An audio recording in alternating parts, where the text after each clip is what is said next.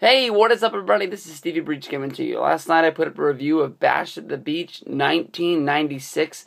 That was a pretty fun event, pretty historic moment for WCW. And when I was making that, I was talking about how cool it is to have the network. And last night I wanted to watch another WCW pay-per-view, but I didn't know really where to start or what to watch. I wanted to watch something from 99, 2000, but I just didn't know. So, I said, what would be fun? If I just went back and used the WWE Network, for like good historical reasons, and I went back and I relived the nWo. It's always been one of my dreams to sort of watch the history of Nitro through the history of the nWo, but they don't have the Nitros up there, so maybe I can do it through the pay-per-views. So I went and watched the pay-per-view that came after Bash at the Beach 1996. Hog Wild 1996. Do not do this to yourself. It was not very far into this pay-per-view that I realized that I had made a huge mistake, and I was only sticking around really to see the nWo win the championship. Since that's only the real most important thing of the show, we'll just start with there, and then we'll go over everything else along the way. A short way into the pay-per-view, they had sort of like a shoot-style interview with Ric Flair, and Ric Flair was talking about how much he loved WCW and he would do anything for it. And there was a point when he thought that the nWo and the Four Horsemen could coexist as two existing heel stables, and they would just sort of destroy WCW on their own, and they would just sort of just never cross paths. But then the nWo jumped Arn Anderson. And when you jump Arn Anderson, and that's Ric Flair's best friend, it's on like Donkey Kong, and the Four Horsemen were baby faces. And he's saying that there's going to come a day, there's going to come a place when he's going to come across with the nWo, and he's going to make sure he's the guy that ruins them. Now, you go to the semi-main and the main event of this. You got Ric Flair, who wrestled on that show. He wrestled a match against Eddie Guerrero, for the WCW United States Heavyweight Championship, which Rick had won from wrestling Conan at the last show, and Flair won this match.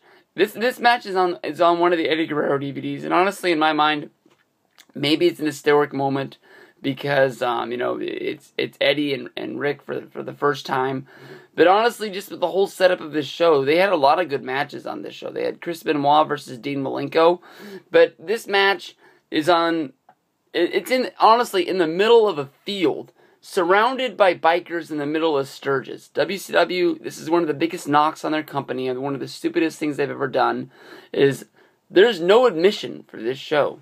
Maybe it's a big commercial for them, but it's been known that the bikers of WCW, Hulk Hogan, and other guys that, like to ride their motorcycles around, Lex Luger, got into Eric Bischoff's ear, who likes to ride his Harley around also, and decided, hey, wouldn't it be cool if we got to go to Sturgis and we got to get paid for it? So basically, all these guys would go on the ride, where they would ride their bikes all the way to Sturgis.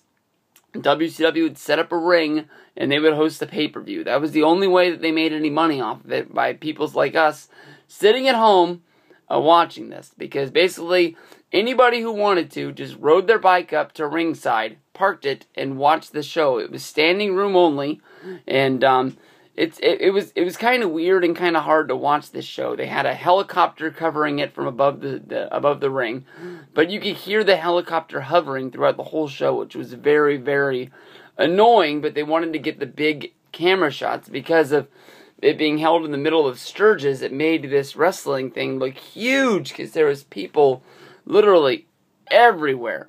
The way the ring was lit was really weird. The ring was like on a 4-foot drop. They had as much room as they would normally have as like from the ring to the barricade, but then there's just like this 4-foot drop out into the middle of nowhere. Rey Mysterio and Ultimo Dragon, they used it. Rey jumped from the ring all the way down to the floor and stuck Ultimo Dragon, who was standing in the mud. And, they did a pretty cool splash over there.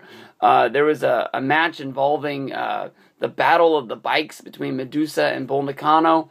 where Sonny Ono rode his bike to the ring, and because surrounding the ring is nothing but mud, he went to go park his bike, and he put the kickstand down, and the kickstand wouldn't stick in the mud, and the bike wanted to fall over, so Sonny had to sit there and hold it until he could get the camera shot off of him, and they could find some way to gimmick the motorcycle from not falling over. Hall and Nash, the Outsiders, wrestled Sting and Lex Luger, and in this match, it was the start of the Nick Patrick heel turn. Nick Patrick was the head official for WCW. nWo had gotten into his ear, gotten into his pocket, and, this wasn't as bad as the Bash at the Beach, where the Outsiders really controlled the match the whole time. They weren't, scared. They were strong the whole time against Sting and Luger, but Sting and Luger were, powerhouses, and they did take the advantage in this match.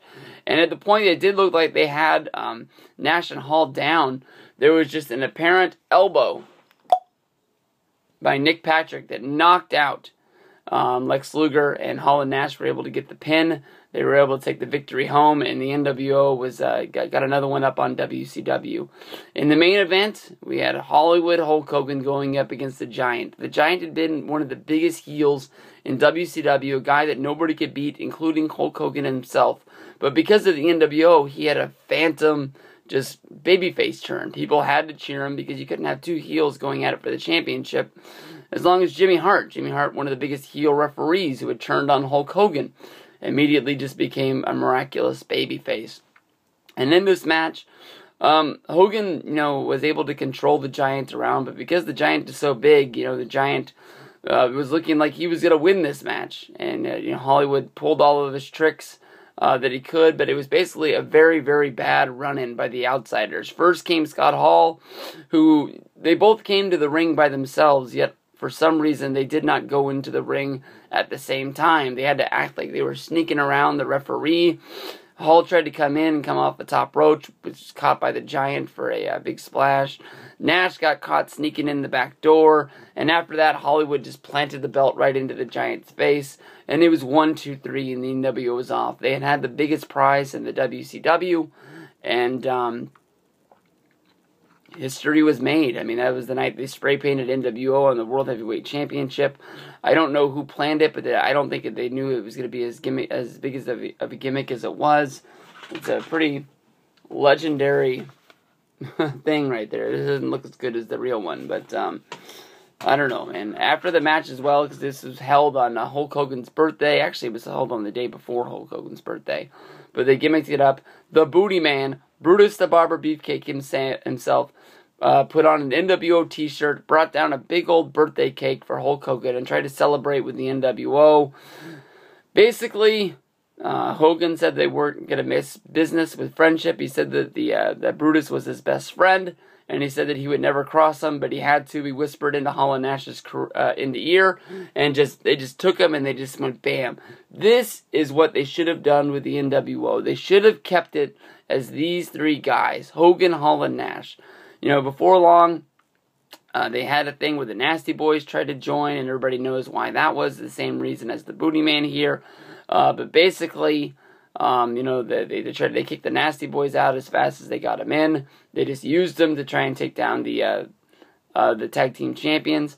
But then after that, WCW felt bad for the people felt bad for the WCW guys not getting any victories, so they started bringing in guys like Big Bubba Rogers, Mr. Wall Street, Virgil, guys that could go on TV shows and take the falls on Saturday night's main events, whatever the hell that show was called, WCW Nitros, and they watered down the nWo to the point of, who really cares? There are good matches on this show. Rey Mysterio versus Ultimo Dragon. Sonny Ono is out there, the man who invented the selfie himself. Chris Benoit versus Dean Malenko. Harlem Heat wrestling the Steiner Brothers for the WCW World Tag Team Championships. The Steiner Brothers are even wearing gear much like their WWF run. With like the sort of spray painted as sort of colors on there. I thought it was something that they would have worn in WWF when they were there at the time. But the only thing is, it's hard to take in because the show starts outside in the middle of a field with all these bikers around it.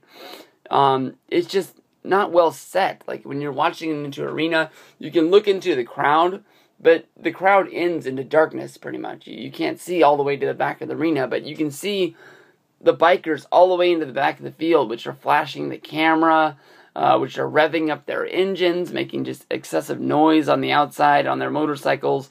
It's just a weird setting of a pay-per-view.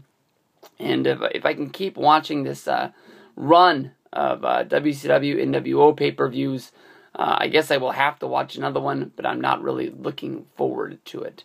This is not one that I would tell you to watch unless you want to sit down and watch the history of the nWo, where you see Hogan beat the Giant and take on the nWo title.